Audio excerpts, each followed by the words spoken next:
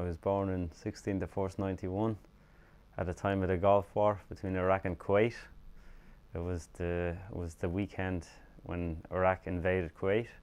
My family are originally Iranian, so about three of me older civilians were born in Iran, and the rest of us were born in Iraq, in Anbar province, in Al-Tash camp, a refugee camp I was born in, but I didn't realise it was actually a refugee camp till I came to Ireland, because everything seemed to be normal when I was there, because there was 20,000 other people same as me. Well, I was born in 1939 anyway, and just during the war, just the time the Second World War was announced, that time by Hitler. My father was actually a coal miner, and we didn't have a very good life as a child. I can't remember. It was hard, but still it was reasonable. It was really when the war was over and the Russians came and, you know, communism, that's when the life really started going bad, you know. And that was when the revolution broke out. I was in school, and it was the students who were starting the march against certain things in Hungary. We all wanted things better than they were, and then they brought out the army on top of us, and that's how the whole trouble started.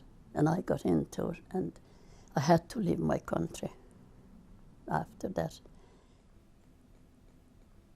In my country, I was a journalist.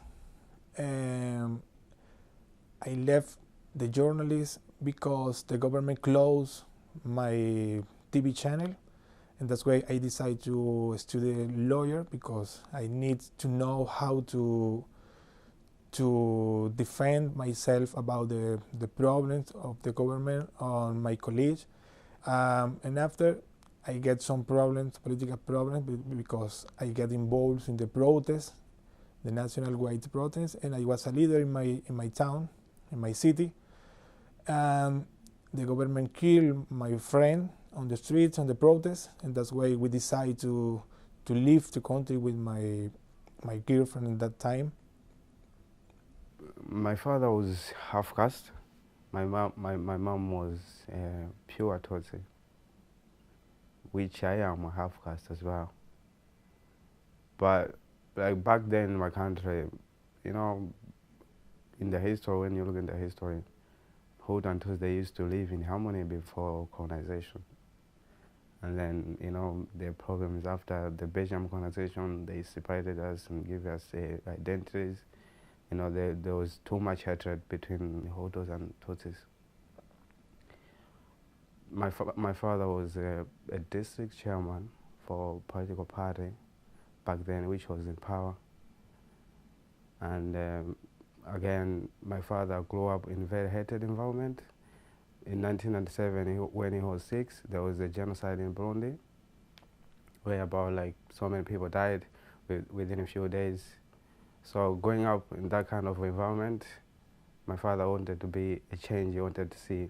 So he became involved in politics. And his brother, who is in prison now in Rwanda, is arrested for crimes against genocide. So he became a soldier. His brother was a soldier back then, and my father was a politician. So they were forced to betray either Hutu or Tutsi, like by killing them. So like he basically took part in you know, in the war. So in 1997, after the assassination of Burundian president, the rebels started to visit our house, you know, trying to, you know, kill my father and, you know, my family and all that. My mother one time went to draw water, you know, the river, and she saw like dead bodies in the river floating, and that was the time she thought we should leave the country.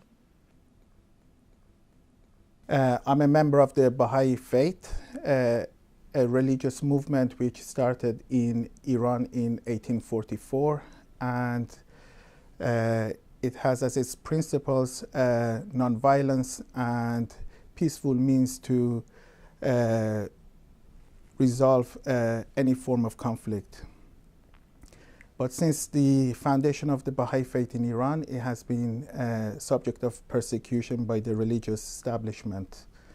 Following the 1979 Islamic Revolution in Iran, the persecution of Baha'is significantly increased.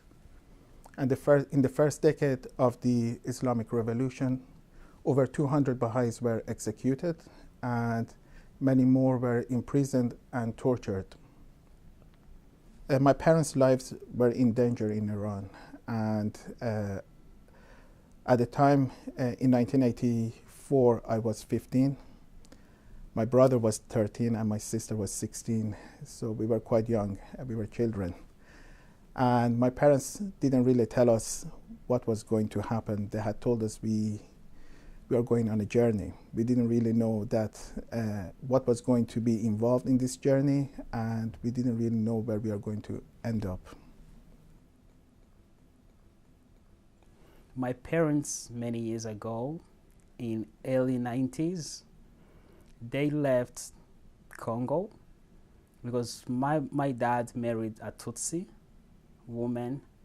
So there are conflict between families, you know, Hutu marrying a Tutsi or Tutsi marrying a Hutu. So they had to leave Congo. They went to Tanzania.